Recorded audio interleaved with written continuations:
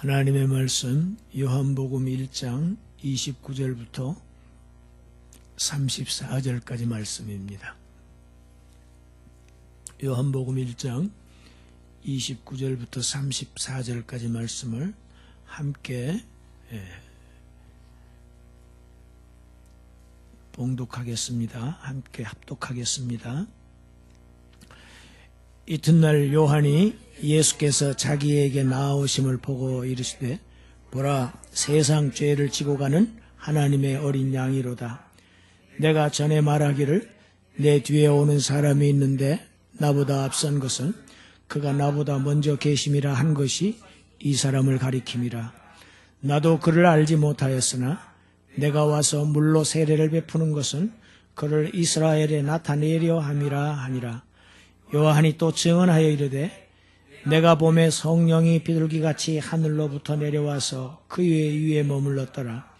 나도 그를 알지 못하였으나 나를 보내어 물로 세례를 베풀라 하신 그이가 나에게 말씀하시되 성령이 내려서 누구 위에든지 머무는 것을 보거든 그가 곧 성령으로 세례를 베푸는 이인 줄 알라 하셨기에 내가 보고 그가 하나님의 아들이심을 증언하였노라 하니라. 아멘.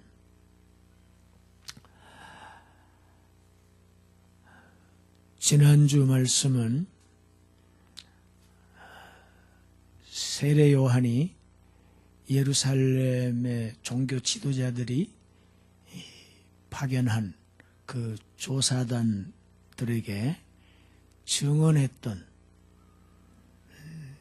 예수 그리스도를 증언하고 자기 자신을 정확하게 나타냈던 그런 내용이었는데, 그런 그 다음 날에 그가 증언했던 예수님께서 세례 요한에게 나아오십니다. 요한은 예수님을 오늘 본문의 제목처럼 세상 죄를 지고 가는 하나님의 어린 양이라고 군중들에게 증언합니다. 구약의 이스라엘 백성들은 미리 준비한 어린 양을 유월절에 잡아 죽였습니다. 그래서 그 피를 가지고 대문에 발랐어요. 문설주와 임방에 발랐어요. 그렇게 해서 그날 밤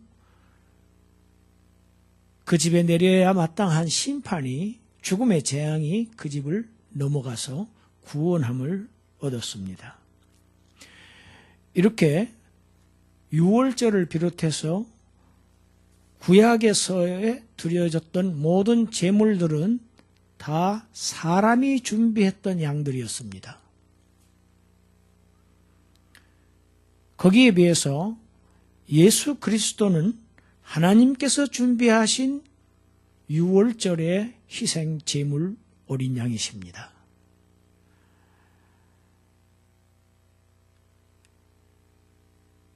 하나님의 어린 양이라고 하는 표현이 이러한 의미를 그 안에 담고 있습니다. 그래서 사도 바울은 고린도 교회 성도들에게 우리의 유월절 양이신 곧 그리스도께서 희생이 되셨다고 구약의 유월절 양과 예수 그리스도를 이렇게 비추어서 설명하고 있습니다. 대조해서 설명하고 있습니다. 구약 시대에 사람들이 준비했던 어린 양은 자신들의 죄만을 속죄했습니다. 자기 자신들의 죄를 속죄하기 위해서 자기 자신들의 죄를 지고 가는 어린 양을 준비했습니다. 그러나 이제 하나님께서 준비하신 어린 양은 세상 죄를 지고 가시는 어린 양입니다.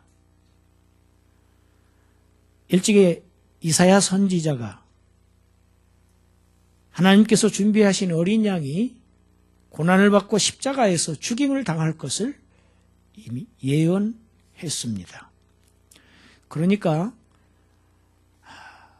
세상 죄를 지고 가는 하나님의 어린 양의 개념은 신약에서 처음 등장한 것이 아니고 이미 구약에서 상징적으로 어린 양으로, 유월절의 어린 양과 각종 제물 어린 양으로 이미 상징되어졌고 예표되어졌고 예수 그리스도를 예표하는 상징으로서 나타났고, 이사야 선지자는 그것을 보다 더 한 걸음 나가서 예수 그리스도가 바로 그분이시라는 것을 이사야서 53장에서 명쾌하게 예언합니다. 우리 같이 이사야서 53장 7절을 읽어봅니다. 그가 곤욕을 당하여 괴로울 때에도 그의 입을 열지 아니하였으며 마치 도수장으로 끌려가는 어린 양과 털 깎는 자 앞에서 잠잠한 양같이 그의 입을 열지 아니하였도다. 첫 아담으로 말미암아 세상에 죄가 들어왔습니다. 이 죄를 신학에서는 원죄라고 표현합니다. 원죄라는 그 단어 자체는 성경에 없습니다. 그러나 원죄의 개념을 정확하게 표현하고 있는 성경 구절이 로마서 5장 12절 말씀입니다. 로마서 5장 12절 같이 읽습니다. 그러므로 한 사람으로 말미암아 죄가 세상에 들어오고 죄로 말미암아 사망이 들어왔나니 이와 같이 모든 사람이 죄를 지었으므로 사망이 모든 사람에게 이르렀느니라. 한 사람이 죄를 지어서 세상에 죄가 들어왔고 그 죄 때문에 사망이 왕노릇하는 세상이 되었는데, 왜 한 사람이 죄를 지었는데 모든 사람이 죄를 지었다고 하느냐? 아담은 대표자이기 때문에 그렇습니다. 하나님이 지으신 인류의 대표자입니다. 이 아담은 오실 자의 표상이라고 이어지는 로마서 5장 18절에서 사도 바울은 얘기합니다. 오실 예수 그리스도도 역시 이제 한 사람으로 말미암아 모든 사람이 의롭다 하심을 얻게 하실 새 백성들의, 하나님의 새 백성들의 대표자로서의 예수 그리스도를 얘기하고 있는 것입니다. 세례 요한은 군중들에게 보라, 세상 죄를 지고 가는 하나님의 어린 양이 지금 이리로 다가오고 계신다. 그렇게 증언했던 것은 그의 인간의 이성이나 인간의 지혜로 된 것이 아닙니다. 그렇게 증언하게 된 배경을 후반부에서 설명하고 있습니다. 세례 요한이 세상 죄를 위해서 죽으실 그러한 희생의 제물로서의 예수님을 알았고 그것을 군중들에게 증언했던 것은 바로 성령님에 의한 역사였습니다. 성령님에 의한 계시의 역사가 있었기 때문에 그렇습니다. 그것이 오늘 본문의 1장 32절 이하의 말씀입니다. 우리 32절 같이 읽어보겠습니다. 31절부터 읽어보겠습니다. 나도 그를 알지 못하였으나 내가 와서 물로 세례를 베푸는 것은 그를 이스라엘에 나타내려 함이라 하니라. 요한이 또 증언하여 이르되 내가 보매 성령이 비둘기같이 하늘로부터 내려와서 그의 위에 머물렀는데 나도 몰랐는데 나를 보내어서 물로 세례를 베풀라 하신 그 성령께서 나에게 말씀하시기를 성령이 내려서 누구 위에든지 머무는 것을 보거든 그가 곧 성령으로 세례를 베푸는 메시아인 줄, 그리스도인 줄을 알라 하셨기 때문에 세례 요한이 알았다는 얘기입니다. 그러니까 오늘 본문은 순서적으로 보면 앞, 뒤가 지금 바뀐 내용입니다. 먼저 그들에게 증언하고 그들에게 증언한 그 배경에 대해서 자기가 몰랐던 그 그리스도를 알게 된 배경을 후반부에서 설명하고 있는 그러한 구조를 가지고 있습니다. 그는 그리고 이어서 30절에서 자신이 전에 했던 말들을 반복합니다. 전에 15절과 27절에서 반복했던 말입니다. 내가 전에 나보다 먼저 계심으로 인해서 나와 비교할 수 없이 위대하신 분이 오신다고 말하지 아니하였느냐. 내가 말했던 그분이 바로 이분이시다. 이 하나님의 어린 양이시다. 이렇게 지금 설명하고 있습니다. 요한은 계속해서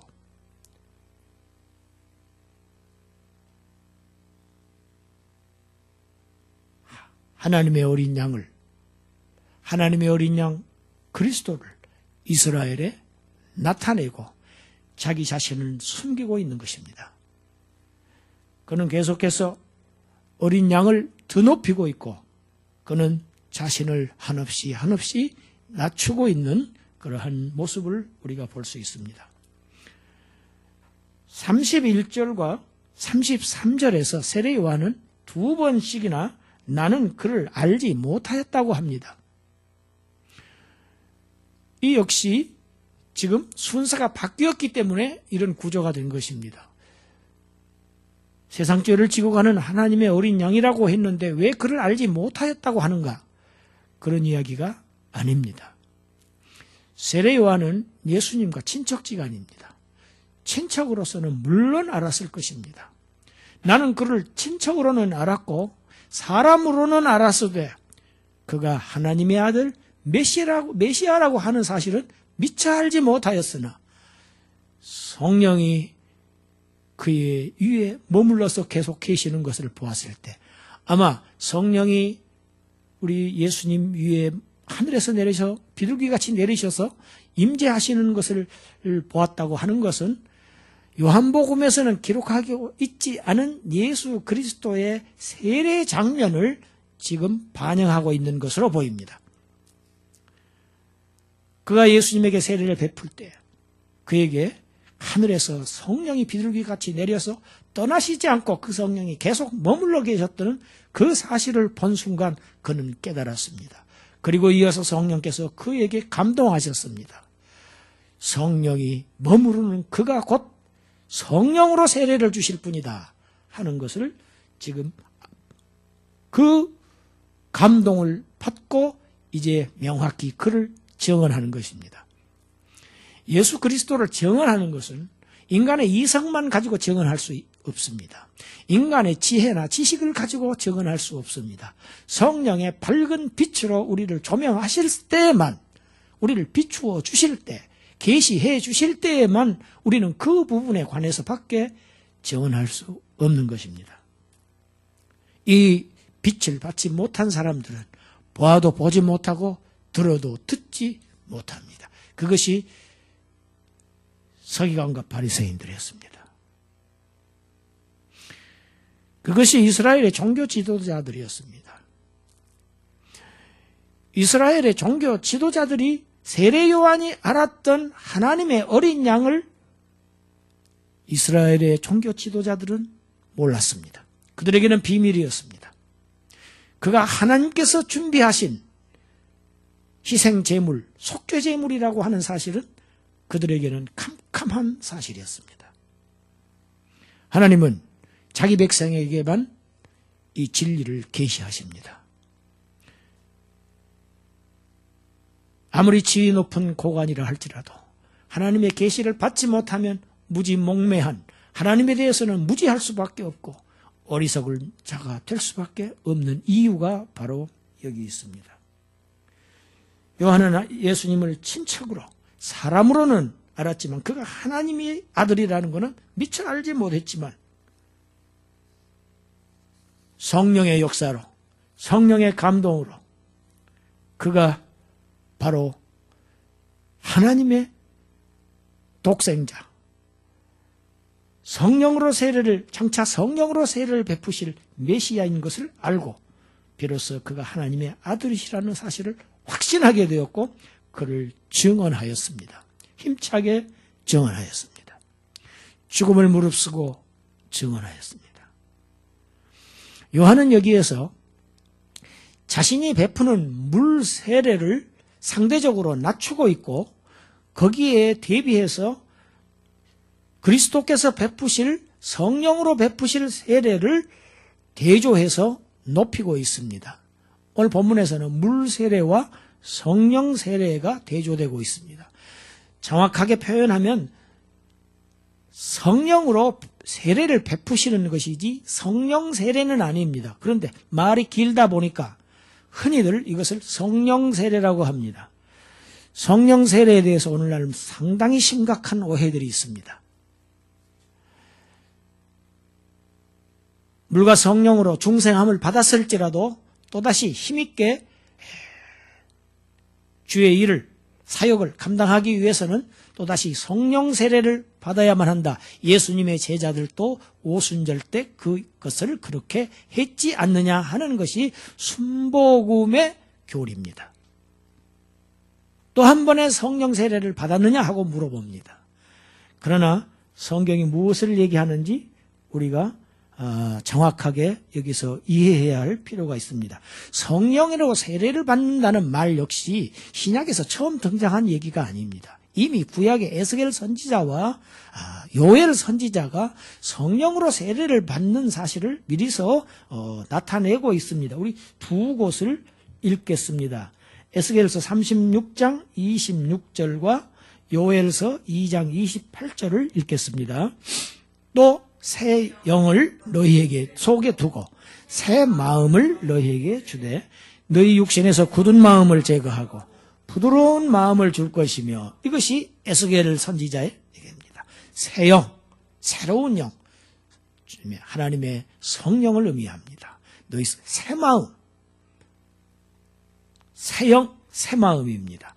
요엘 선지자는 이제 더 구체적으로 얘기합니다.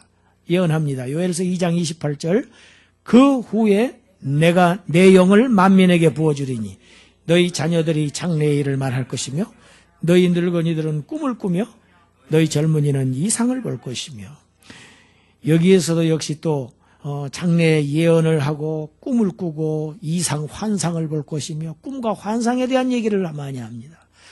여기에서 꿈과 환상을 얘기하는 것은 구약적인 계시의 모양을 나타낸 것입니다. 구약의 하나님의 계시, 하나님의 뜻을 나타내실 때는 꿈과 환상을 통해서 주로 하나님의 뜻을 나타내셨던 방식입니다.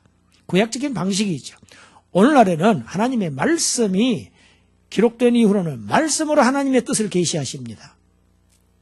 오늘날에도 여전히 똑같이 하나님은 환상으로 하나님의 뜻을 계시하신다, 꿈으로 계시하신다. 이것은 매우 위험한 사상입니다.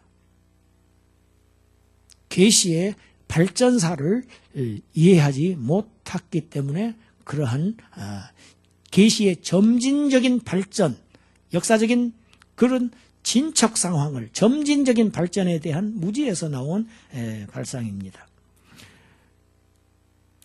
훗날에 내가 내 영을 만민에게 성령을 부어주겠다. 여기서 부어준다는 표현을 합니다. 굉장히 중요한 표현입니다. 이 부어준다는 표현이 역시 여기에서부터 신약에 계속 나오고 있습니다.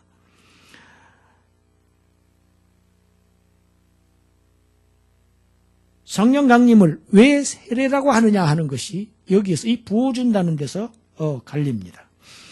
이 에스겔 선지자와 요엘 이 두 선지자의 예언이 정확하게 예수님께서 부활하신 지 50일째 되는 날, 오순절 50일째 되는 날, 그 오순절에 정확하게 성취된 것입니다.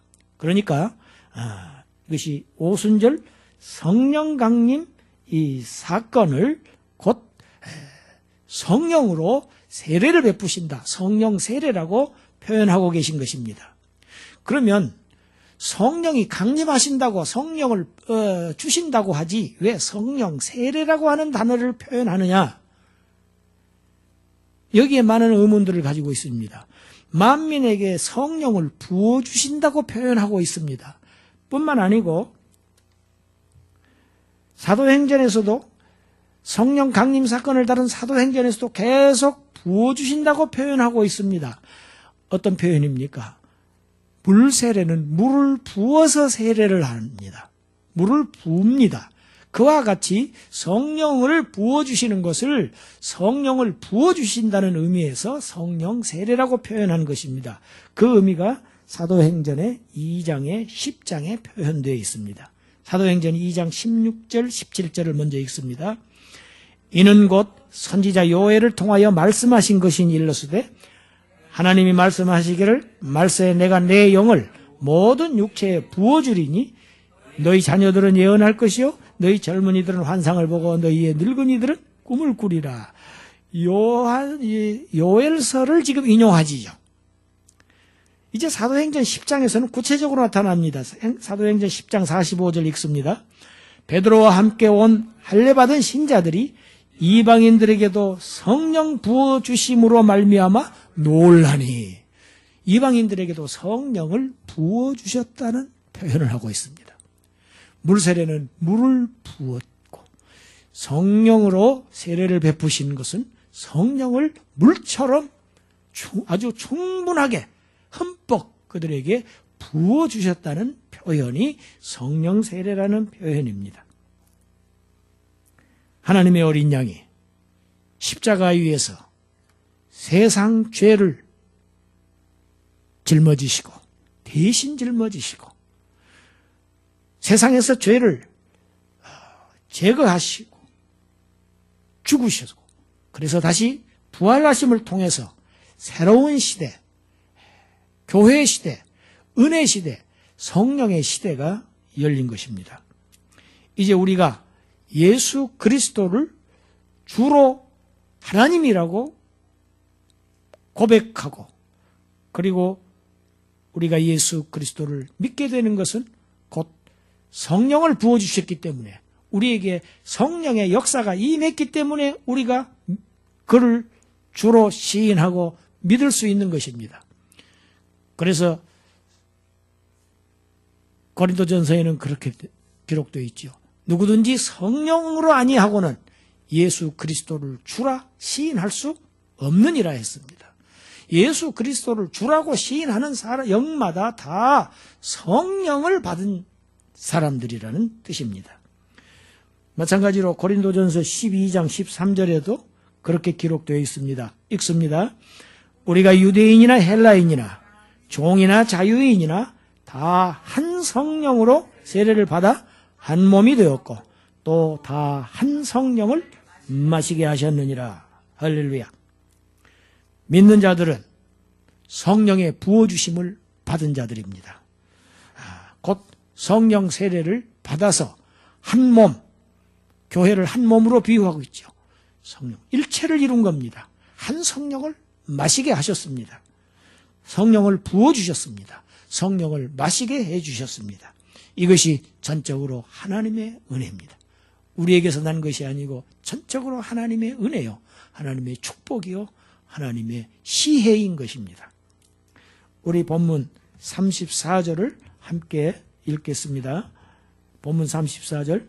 내가 보고 그가 하나님의 아들이심을 증언하였노라 하니라. 내가 보고 이런 현상들을 보고 성령이 그의 위에 임재해 계시는 것을 보고 그리고 또 성령께서 감동하시는 것, 이가 바로 성령으로 세례를 베풀이시라는 그 감동을 받고 이분이 하나님의 아들 메시아라고 하는 사실을 증언하였다고 기록하고 있습니다. 하나님의 아들이라는 칭호는 아주 중요한 칭호입니다.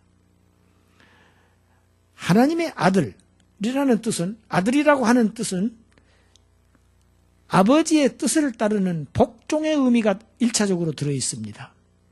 우리 주님은 성부 하나님의 뜻을 전적으로 순종하신 하나님의 아들이십니다. 성자 하나님이십니다. 두 번째로서는 그는 하나님께서는 왕으로 임명하신 하나님의 아들이라는 개념이 이 안에서 들어있습니다. 그것이 시편 2편 6절과 7절의 말씀입니다. 함께 읽습니다. 내가 나의 왕을 내 거룩한 산 시온에 세웠다 하시리로다. 내가 여호와의 명령을 전하노라. 여호와께서 내게 이르시되 너는 내 아들이라. 오늘 내가 너를 낳았도다. 왕을 거룩한 산 시온에 세웠다.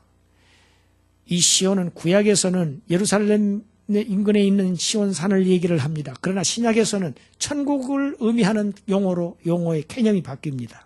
발전합니다.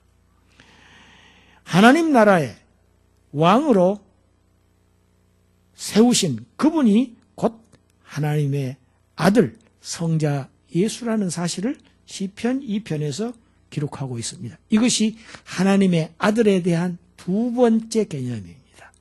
그러나 이 첫 번째, 두 번째 의미를 더 넘어서는 더 중요한 의미가 하나님의 아들이라고 하는 이 용어 속에 들어 있습니다. 그는 단순히 사람의 아들이 아니고 사람의 아들이 아니라는 것입니다. 단순한 인생이 아니라는 얘기입니다. 그의 본질적인 본성이 곧 신적인 존재라는 것을 나타내고 있습니다.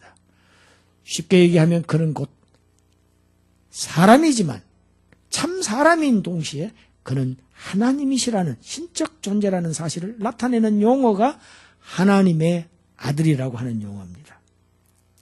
요한복음에서는 하나님 아들이라고 하는 용어를 일반 신자들에게는 전혀 사용하지 않고 있습니다.